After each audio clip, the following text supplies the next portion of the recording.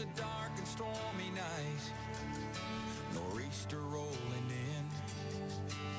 It's a long 12 hours, the power's out again. I pray for inner strength and that we don't lose no lives. Just another day in the first responders' eyes. Half a cup of coffee's gone, the first run comes in. A car slid off the road, there's a family trapped within. My heart beats like a hammer, I can barely catch my breath. I'm thinking the worst and hoping for the best. Yeah, we ain't superheroes, we're just ordinary people trying to make a difference, and the first on every scene. It's a heavy, heavy burden to carry all this burden when you can't unsee the things you've seen. It keeps going on. When those sirens are gone.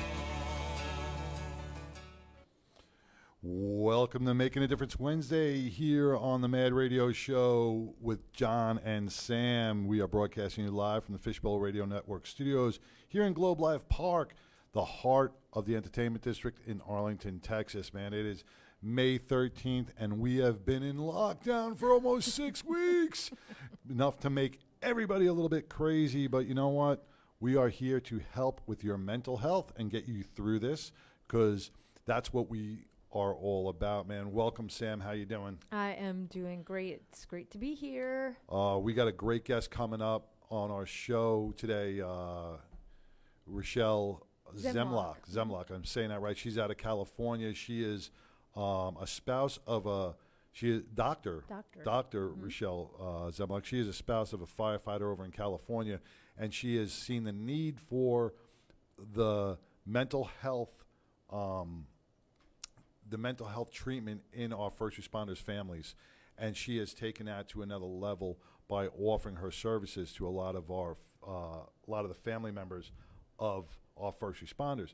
And that is something that we've been trying to promote and trying to push, that not only do our first responders suffer from post-traumatic stress injury, but it bleeds off into the family members as well, right?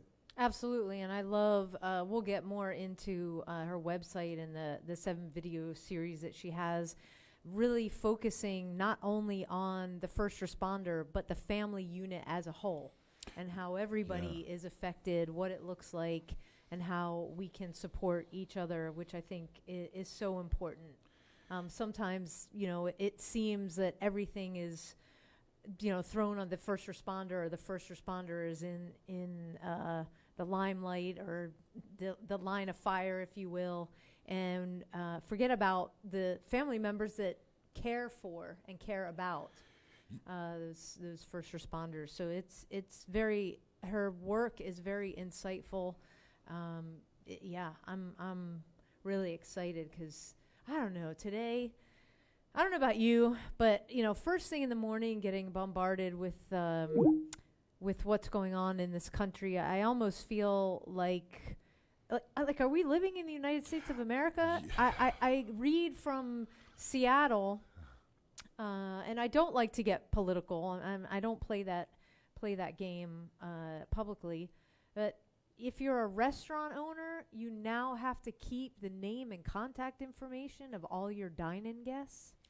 How is that? How is that? Yeah, exactly. So if like anybody pops up positive for COVID, somebody comes and gets that person. I don't know.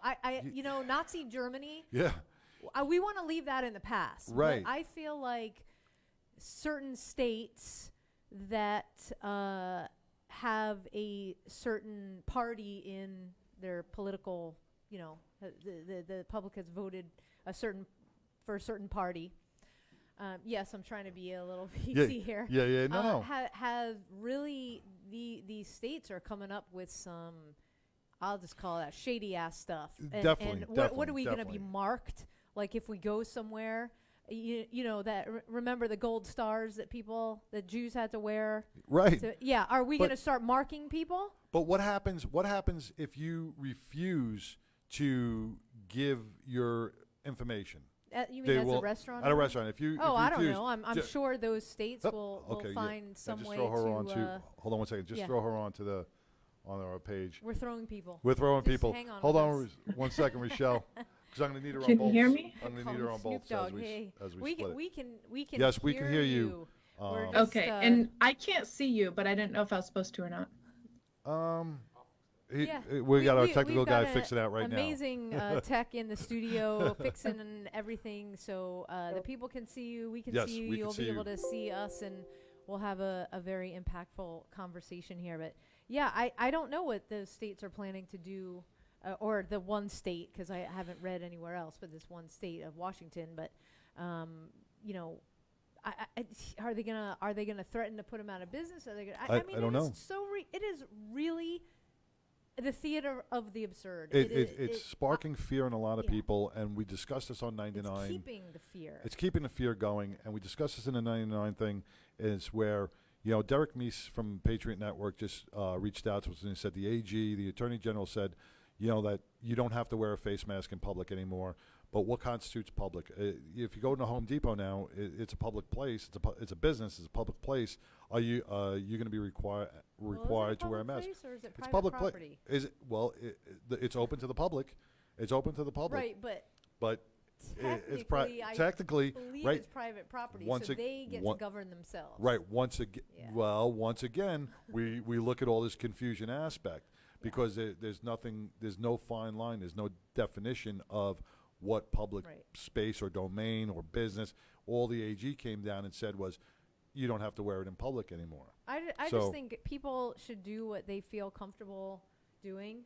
I just have a big problem with Perfect, just bring that one down a little bit. government telling business owners Okay. to But this will flip basically back and forth? rat out their Okay. their own customers who are coming in to support them as small business Perfect. owners and Perfect. restaurant Thank you. chains.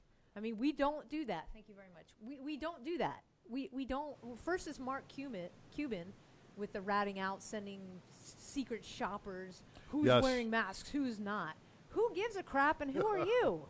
Excuse me. You did a good thing on the outset by coming up with the money to pay your staff and making sure that everybody in the arena, all the restaurants were staff for the restaurants were taken care of. But now this, Right. we don't need to become rats of our own society. That is truly how it started with Nazi Germany. And people, I just implore you. I mean, send this show around when we get started. But talk about disturbing. We just went to a whole nother level today. I know. Disturbing. But you know And I'm what? talking about the state of Washington, not the state of Texas, just so that people are like, what the heck? I know, Yeah. and this is causing so much confusion, so much stress on everybody. But you know what? We're not going to talk about that right now because we're going to talk about what's more important, and that's the mental health of our first responders Right. and families. But that goes to our mental I health. know. Can you sense my stress? I sense your stress. And I want to welcome on the line. You can see her in the video right now. We got her up and running. Dr. Rachelle Zemloc from California. Thank you so much for joining us, Rachelle. Yeah. Will I be able to see you at all? You don't have your video on for me. Oh, there's got to be an icon, John, that looks like a video camera to click. Yeah, let Yeah, me go yeah, check the on that. bu- But Hold on. I can see you. Everything's coming in. You- I watched your 7-part series a number of times because it was so important to help. And I'm a former first responder, but it really solidified and helped me understand where we are, because this is, while it's reminiscent of 9/11 in terms of mandatory 12-hour shifts, stress on the family, it's a different because what's going on with COVID potentially has an additional effect on the family, being you could possibly bring whatever you're exposed to home. So we didn't see that on 9/11 as we're seeing it with this, and recognizing signs of mental stress in yourself as a first responder, but also the mental stress of the family unit as a whole, because everybody is affected by this current state of affairs. And I know I'm kind of, I just jumped in there. Can you tell the listeners a little bit about yourself first? Yes, she's like overwhelmed.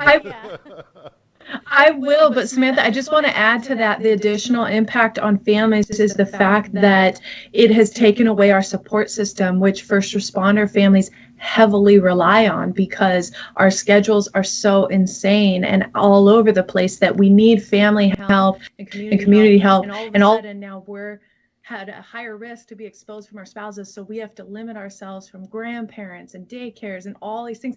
And how do I get support? How do I continue working, right? My schedule has to be the one that's flexible, because we know the first responder schedule is not, right? So it's added an additional layer that we were kind of leaning on. Absolutely. So tell the listeners about you, how you decided to take your degree and go out there and help first responders. Yeah. Okay. So I am, like you said, Rachelle Zemloc. I'm a child and family psychologist located in Northern California.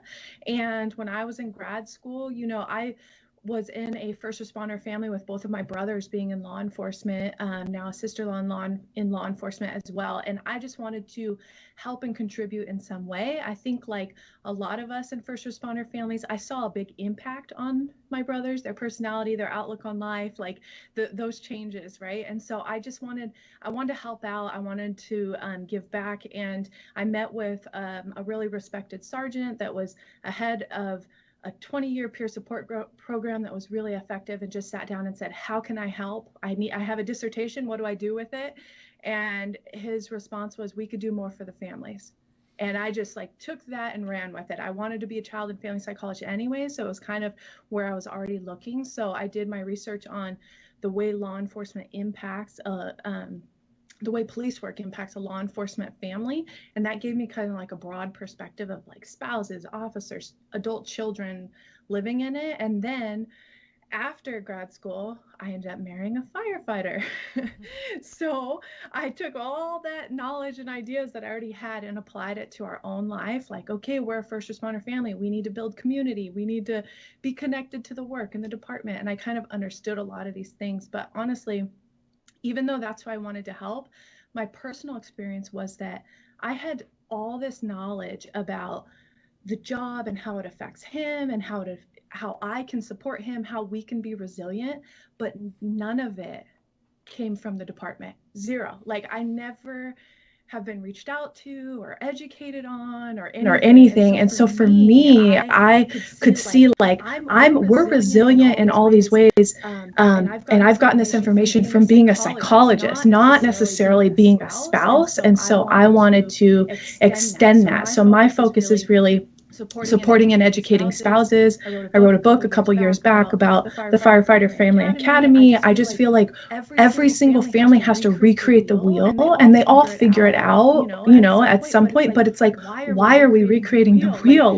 There are things that come along with this profession that we all deal with. Why aren't we educated on that and learned, and taught about it? And mental health symptoms that come up in my husband, I'm going to be the first one to identify them and notice them, because he lives with me. He doesn't, and so why am I not talked about? Here's signs and symptoms to look out for. Why don't I know who to reach out to, if we need help? Rachelle, I talk to so many spouses that don't know. Back up 1 second, because you hit on a key topic that we really like to focus on too. And you being your knowledge and your schooling, your background, and all comes into really good play. But you brought up the signs and symptoms, and that you're able to identify a lot of stuff through your husband, who's a firefighter. So you because of your training, because of what you know, right? So the signs and symptoms to the wife or spouse or the husband who is of that first responder, who doesn't really know those signs and symptoms, doesn't know what to look for. How could they learn about the different, because everybody's different. How could they learn about the triggers? What would something they can do to train their mind? So I do you have something to No, I add don't to know. that? That was it.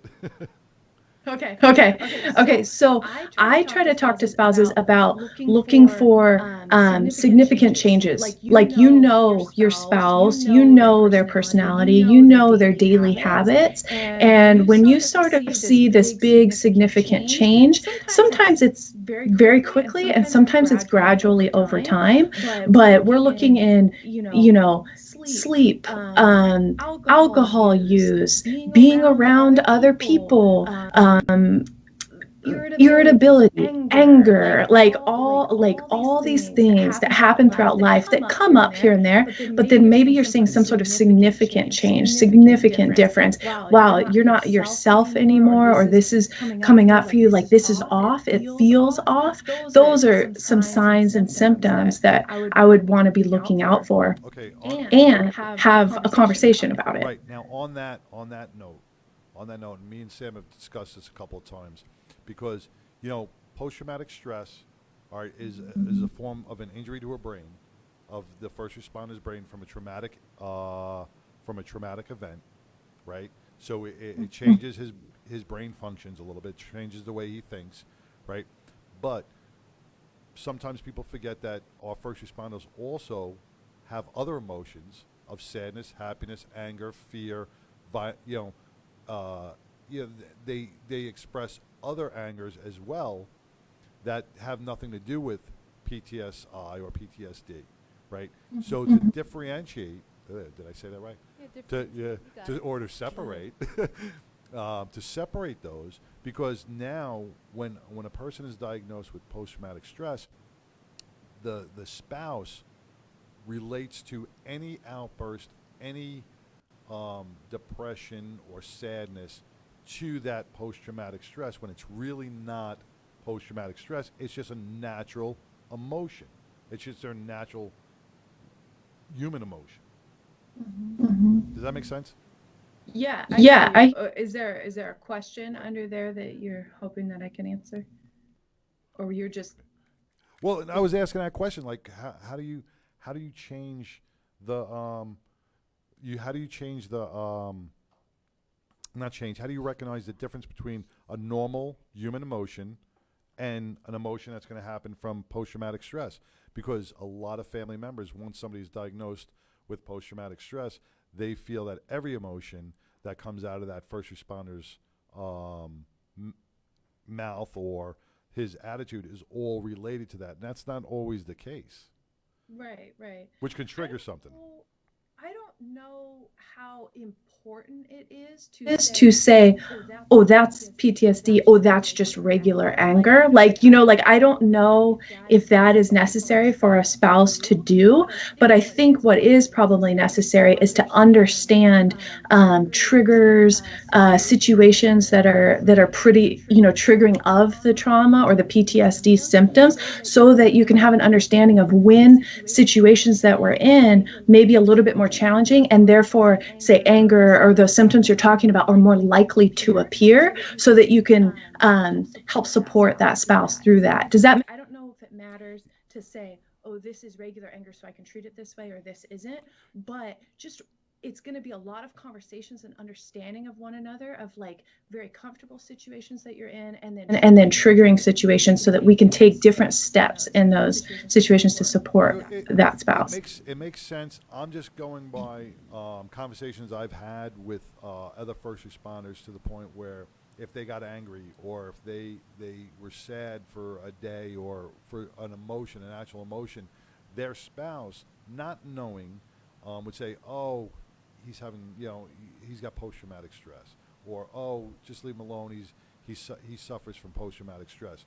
And which, to me, those are trigger words to me. Don't immediately think that my normal emotion is associated with the post-traumatic stress. Right. So that puts me over the edge. That triggers me. I think you have to look for, I think the point is to look for the the change in behavior that occurs several times or gets worse. And, alcohol, like I can think of times where, I fell into that proverbial come home, crack open whatever beverage and then sit in a chair and be like, I didn't want to talk to anybody. Okay. But that wasn't my norm. So when it happened over and over and over and over again, nobody kind of intervened or said, hey, asked if I was okay. And anything that they assumed, because, it's an assumption where they say, oh, it's just PTS, where that's where what kicked off my anger. It's like you would say, it's like, what are you talking about? Right. I just want to come home. I want to kick back. I want to kick back. I've had a hard day, and nobody talks about the hard day. And I think Rachelle does a fantastic job in her video series that she has, talking about the importance of creating a communication structure where the first responder can come home and vent or, explain or just communicate in whatever way they need to. It's a need at that moment to kind of get it out, to bring them back to a normal baseline, we'll say, because what happens, the frustration builds when we're forced to push it down. If we have a plan, and the plan, my gosh, is stressful enough to create because every day could be different based upon how this COVID thing continues to manifest. But if you create a plan to communicate with your significant other about your day, not necessarily the gory details, but just, hey, I had a bad day, I had a bad call. Oh, well, what happened? And then the spouse has to agree to just listen. Right. Am I on the right track, Rachelle? Yes. Absolutely. And I think what you're referring to is like the de-stressing conversation, where really I would like both parties to express their stressors without judgment, right? And because there are two different worlds that we're living in, right? And so stress is going to look different, and there's no fixing the other person's world. There's no judgment about it. There's no telling them what they should have done. It's just simply listening and being there and letting that person vent. That is the supportive part. Like, you don't have to do anything more than that, of just giving them a space to put it. Right? It's like having a balloon that fills up. Well, you need to release a little at a time every day, or else it's going to pop, Yeah.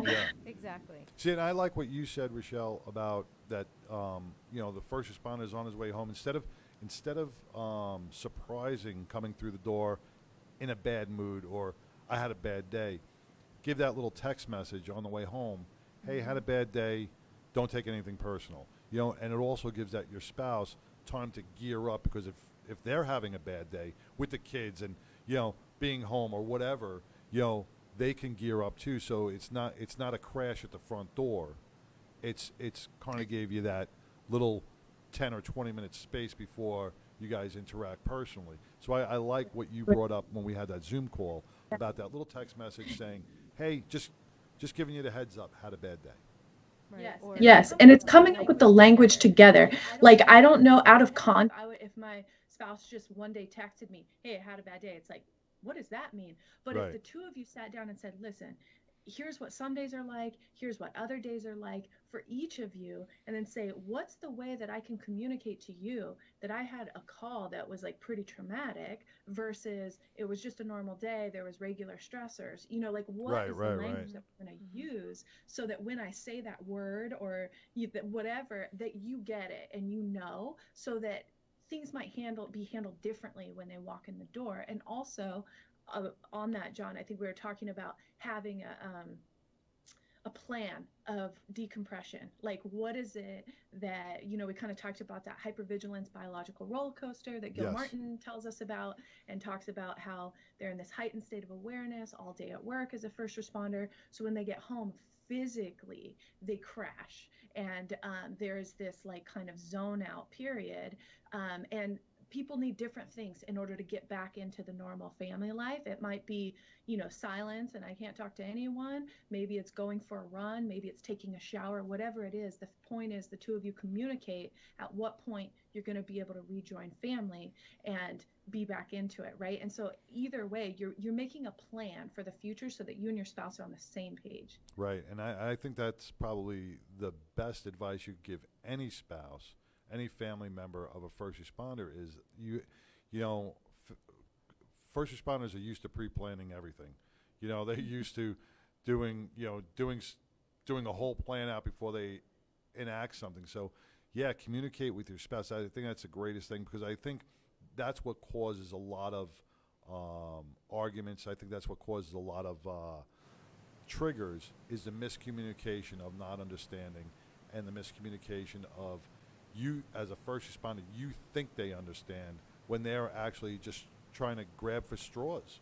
They don't know. They're trying to fix things. They're trying to help. That innocently just trying to be there for you, but they're doing it in the wrong fashion in your eyes because your expectations are different than what their expectations are.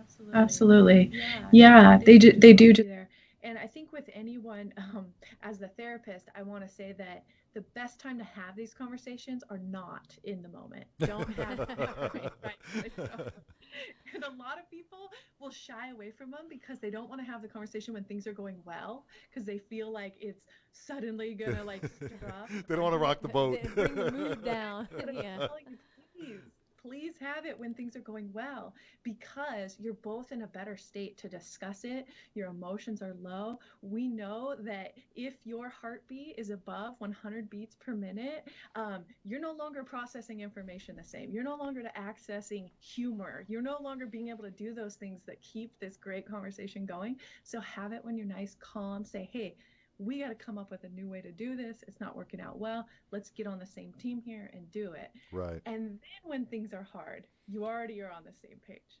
Now, good. Yeah, no, I was going to say, and this is so great because kids are in the background watching. I mean, they hear everything. Even when you think they don't, you'll hear a way that you reacted or responded to something come out of their mouth, and you'll either be happy about it or you'll be like, oh, I did say that. That is me. And we often, as parents, all we want to do is shield and protect our children from, PTS, the ugly side of being a first responder and some of the things that happen when.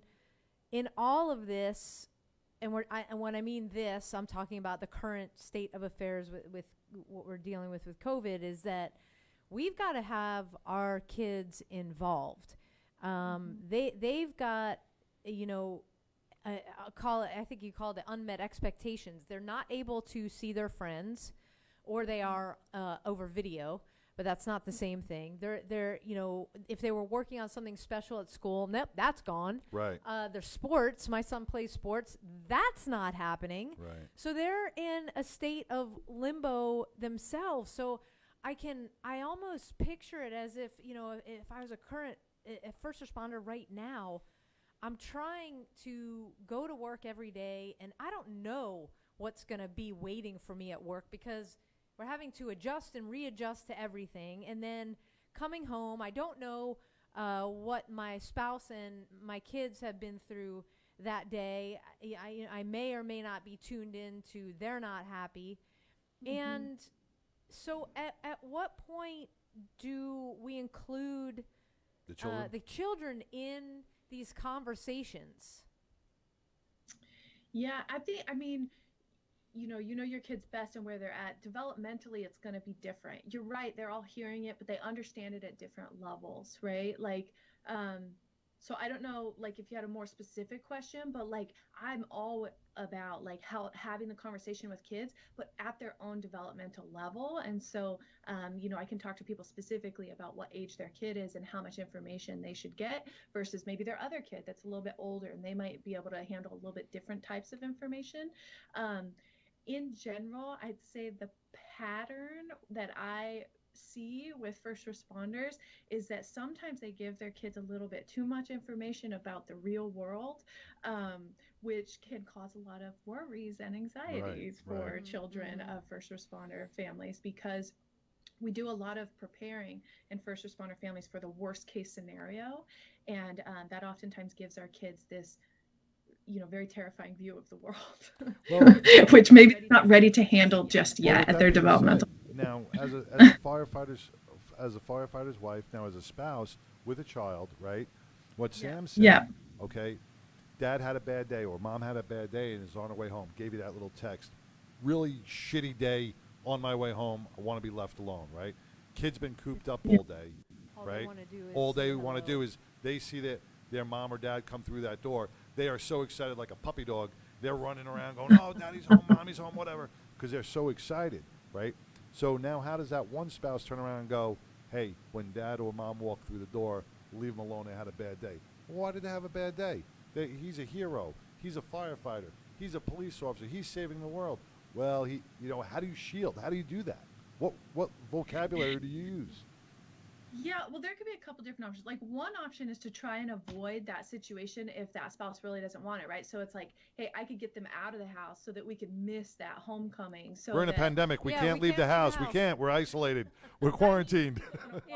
We could go on a walk, right? So I think lots of families are going on walks and bike rides right now. So, you could kind of do that. Obviously, right now, it's a weird circumstance.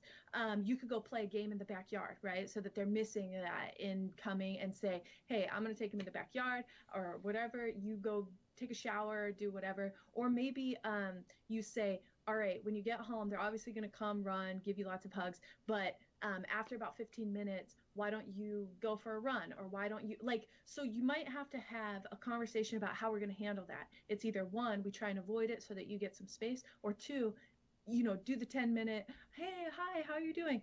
And then we'll kind of separate, give your space, and then we'll come back, right? So you're going to have to communicate throughout it. It can't be a secret, because that's not going to work out well, and people's feelings are going to get hurt.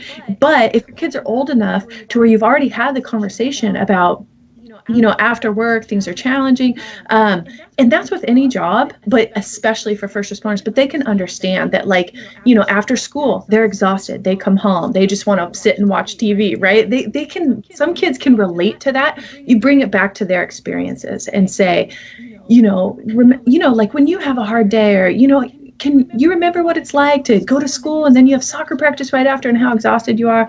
Okay, well, that's what, daddy's feeling right now. So what is it that you really need when you're like that? Oh, I just want to watch TV. Okay, so maybe we'll give dad, 30 minutes of TV time before dinner. You just kind of have that conversation, try and relate it to their world somehow so that they can get it and kind of rally behind that parent. Once again, and I'll admit it, I am a horrible, horrible communicator.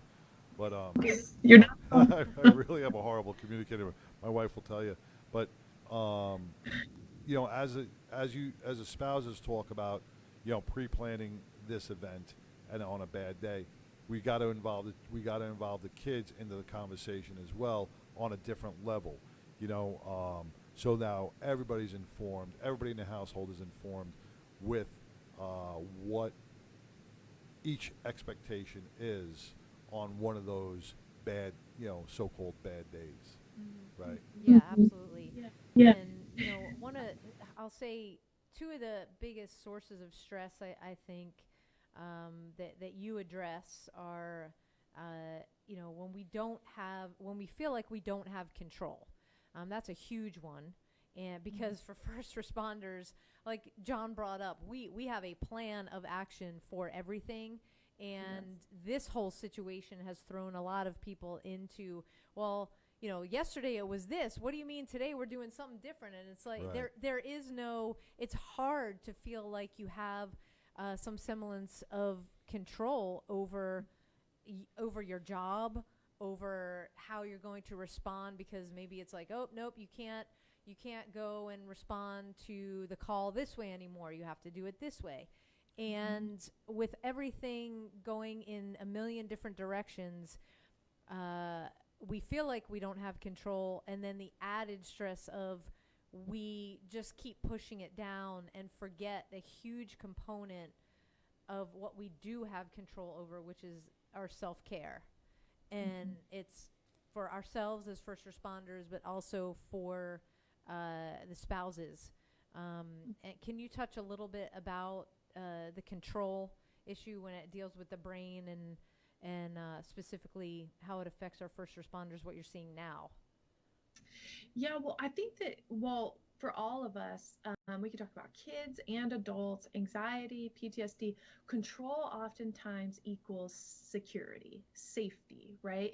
If I can control the situation, then I'll be safe or will be safe, which is oftentimes why it's so present for first responders, because a lot of their job is around unsafe situations, and planning and planning and planning equals control, control, control. We're all going to be more safe if we have a plan and we control it, right? So sometimes in everyday life, like, we don't have control, and it's a false sense of control, right? And so right now, this is one big example where we don't really have control over a lot of what's going on right now. And I know that people who struggle with anxiety, this is hard because the unknown, like, what happens next? When is it going to end? Like, there is no Right. There's no clear cut answer, right? Yeah. And for kids too, structure equals kind of that safety and security, right? And structure's all over the place right now. Like, our week looks different every day depending on his schedule. So it's like, I know lots of families are struggling with that. So it's everywhere, and that adds to, I think, everything. So you were talking about self-care in there and was saying, hey, we can control that, right? If we can take care of ourselves, manage our own stress so that it prepares us for whatever comes tomorrow, whatever we're going to deal with the next day. How do we prioritize our own time? And I know you're going to say, you know, anyone with kids, it's like, the kids are there at all moments. How am I going to prioritize that? Well, teamwork. We got to get on the same page. What is it that makes each of you feel a little bit less stressed, a little bit more filled up, right? A little bit better? Is it talking to a best friend? Do you need space for that? Is it getting out and going on a walk or a bike ride? Is it, you know, watching a favorite show without hearing kids, or whatever's going on? The two of you need to figure out what each of you need and make time for that in your schedule that you have, and prioritize it for each other, because we're both dealing with significant more stressors now than we ever were before. Everyone is. And so that's really important for us to prioritize and talk about and make time for. And it's easy, so easy, especially for spouses, to kind of push that off, put everyone else first. And what I always tell parents is, you're not being a selfish parent by prioritizing your own self-care. It's what's going to make you a better parent. When we are less stressed out, we parent closer to the way that we would really love to be parenting versus that other, you know, irritable, and, you know, we've got a short fuse. So you're going to be better for everyone around you when you do prioritize yourself and take care of yourself. Just, you got to get on the same page with your spouse, especially during this time, because we don't have other help right now. You know, I'm just going to go off topic for a second. I would hate for my wife to be a psychologist or psychiatrist because this all makes sense. This all makes sense. And as I come through the door all pissed off, I'd be like, oh, yes, dear. Yes, you're right. You're right. No. And, you know, I'm just gonna bring it up from a person who, like I said, I'm not a communicator. I don't. It's hard for me. And my wife is a fixer. You know, she wants to help. She wants to be there. She wants to try to help with the situation, you know, and me being the type of person I am makes it harder on her, which I know gets her aggravated as hell because she can't fix it. She can't break through those walls. And I'm sure there are a lot of other spouses out there that feel the same way, that, you know, they're taking that sledgehammer and they're trying to break down that wall, but I'll break down that wall, but, you know, it's sometimes 2 days later or 3 days later. You know, does that make sense that it takes me that long to open up a dialogue or to communicate, because I'll just shut down? Yeah. And I'm sure a lot of spouses go through that, where they're just hitting that Lexan glass and they can't break through. And I know that's got to frustrate the hell out of her, you know, because she can't get in. Yeah. You know, this is why I'm so passionate about trying to help first responder families so early on. Like, my book is really written for, like, the spouse of the new hire, because Because I really wish that like that's when the training was put into place for like how to keep your family resilient, because we get into habits and patterns, right? So you go through your career 5, 10 years in, you're not used to talking about it, saying anything, you just come home, you turn off. It's so much harder. It's possible. We do it all the time, but it's so much harder to like get into that new habit and pattern of talking about things versus if I could just speak to, couples at the beginning and go, you got to be great communicators because you have so much more to communicate about in the first responder lifestyle, schedules, stressors, PTSD. Like you have to communicate about more and not less, which is what is oftentimes happening with these couples. So I just wish that they got that information early on so that they could be working on it and working at it. Right. And it's a skill. Yeah, it definitely is a skill that I think people get frustrated because if they don't master it like the first or second time, like, oh, the heck with this, it doesn't work. But yeah, it is, you have to practice it. And what is I'm going to put this out on the feed. What is the name of the title of your book? It's Firefighter Family Academy. Guide to educate and prepare spouses for the future ahead. You could just put in Firefighter Family Academy and it'll come up on Amazon or anything like that. You guys had a picture on your website. Yeah, I did. I put it on the website. But I want to just backtrack a second to what you just said. With doing this for the new or the younger generation of first responders, and I love that so much because me, I'm a fossil, and I'm set in my ways. But what you're doing, Rachelle, is you can break that. You're breaking that circle of tragedy and bringing it into, you may not be able to save my generation, but you know what? You're going to be able to save future generations and the future generations of first responders, and that's what means so much, and that's what we have to look at, because that teaching an old dog new tricks and all that other crap it's hard for us, and we try, we will get through things, but we really have to focus on the younger first responders, like you said, because we can break that pattern. This way they don't close up 10, 15 years later, 20 years later. They do still have that emotional, they're not so emotionally calloused. They don't have that 3-foot wall built up. They do have a wall with maybe a door that can open up slowly. So yeah, I agree with you. We really have to focus what you are teaching in our awareness to our younger generation of first responders. Well, if you fossil John, not aware of I'll call it the tactics and then the tools and what really needs to happen, you don't know what you don't know. And then you read a book like Doc Rochelle's book, Firefighter Family Academy, and you're like, holy beep. Okay, this is what I should have been doing. Right. You should just do it. What are you, Nike? Just do it. You should employ the tactics that may be new to you. Yeah. So you're sitting in it like when we do our badge of honor, a workshop. We've got new guys and we've got seasoned pros, and it's all about, hey, seasoned pros, you're going to learn something. New guy, you're going to learn something. But the key is you are going to help each other, because the new guy is going to look to the seasoned pro. Seasoned pro, you got to be educated and aware to know what is going on. And this book does a great job. Yes. Did I explain that better? Yeah, no, you did. You did. And you know what? Being having PTSD and being Italian just makes it so much worse for me, because it makes me stubborn, makes me fail to take my own advice. Like I'll drink a gallon of advice, I'll taste two. You were going to say I drink a gallon of wine. No, I'll drink a gallon of advice, take 2 sips, but if I'm going to give you that advice, I'm going to pour it right over your head. Okay. So that's just me, and I'm trying. I'm slowly getting there, Sam. I'm slowly getting there. With the help of Rachelle and you, and I think you're doing great. And it's so interesting because as in those first 5 years or whatever, when first responders are kind of acclimating to the job, right, and learning so much, that's like it's such a high learning curve, right?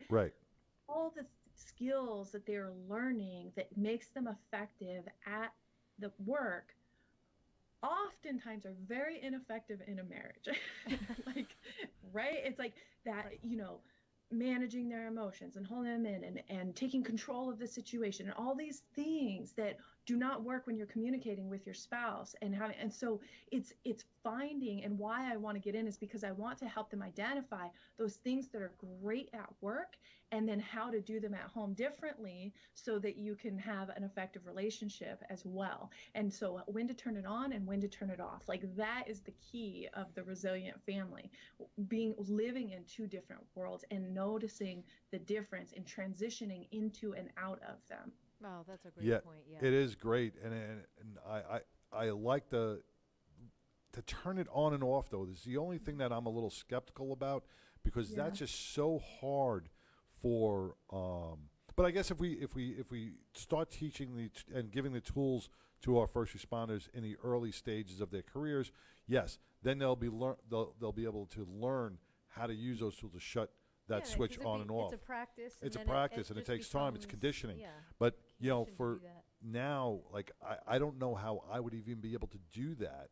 To Yeah. try to turn things on and off like that, because my mind has been in such a hypervigilant state for so long.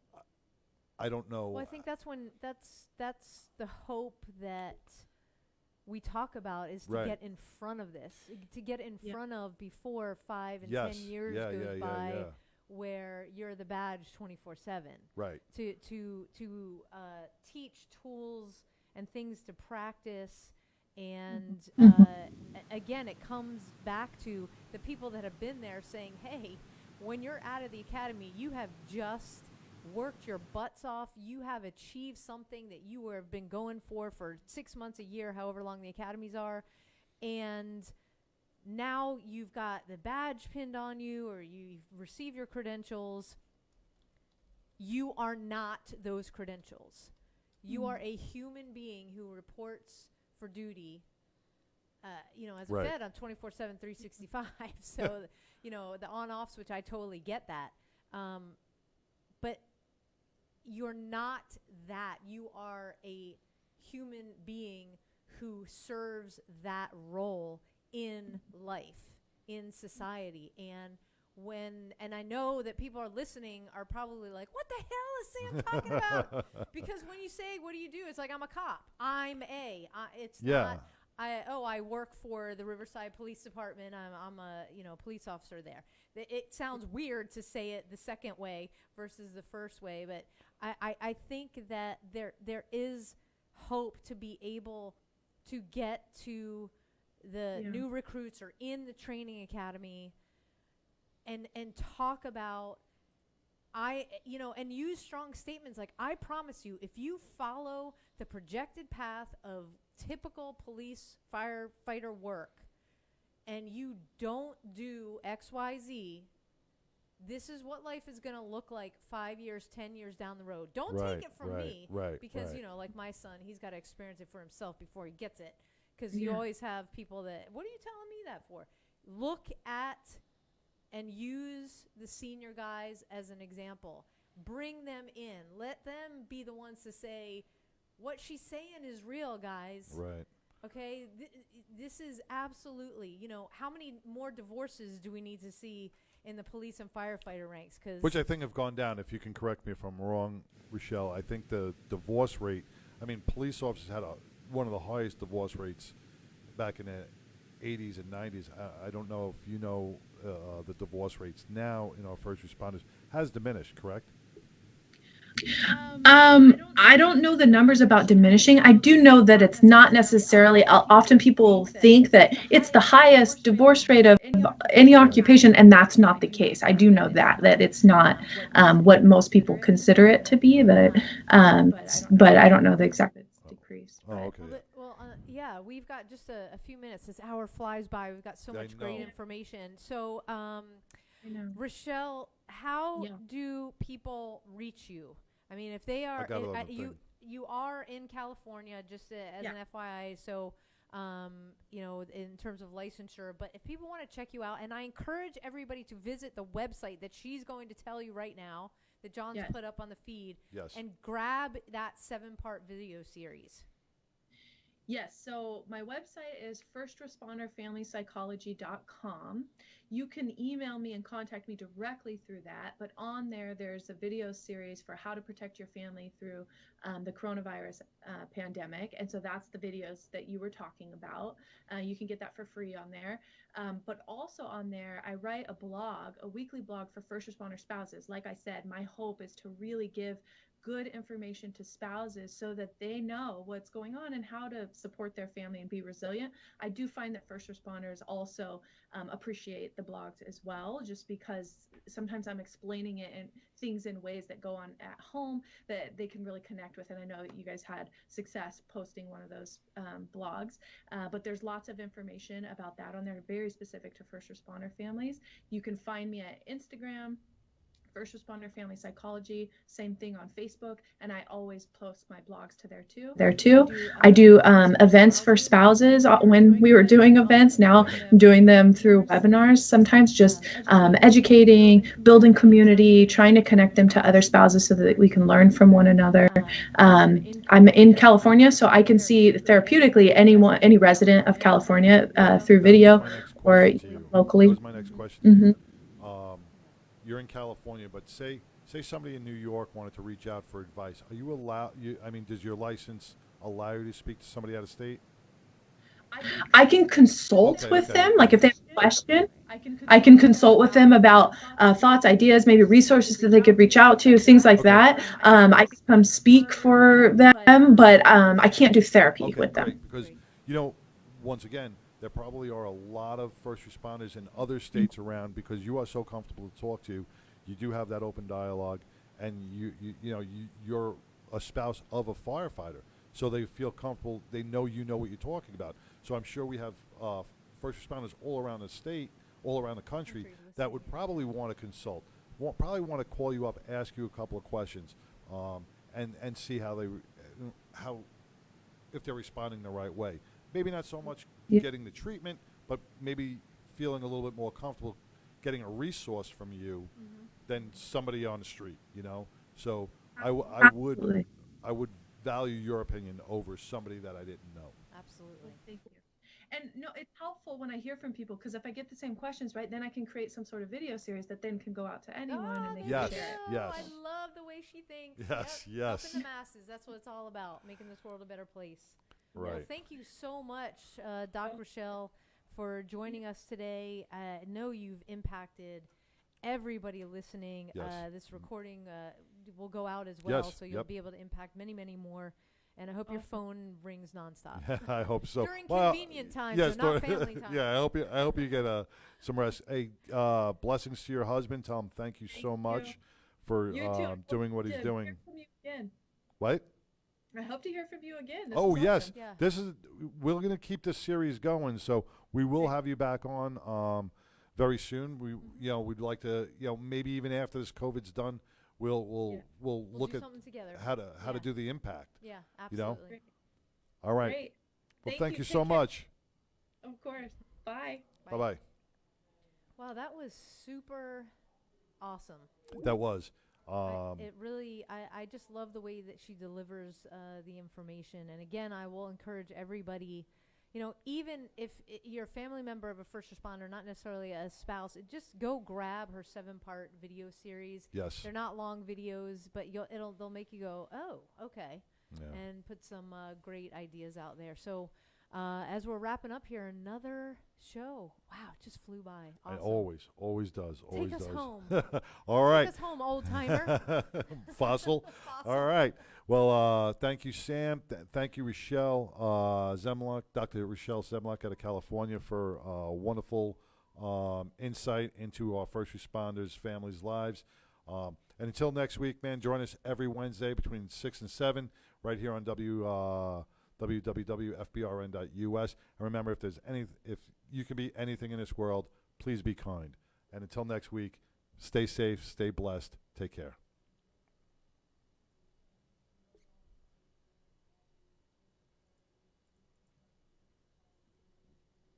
The host of Clarity with Cat, the coolest cat in the streets, broadcasting live each week on Wednesday.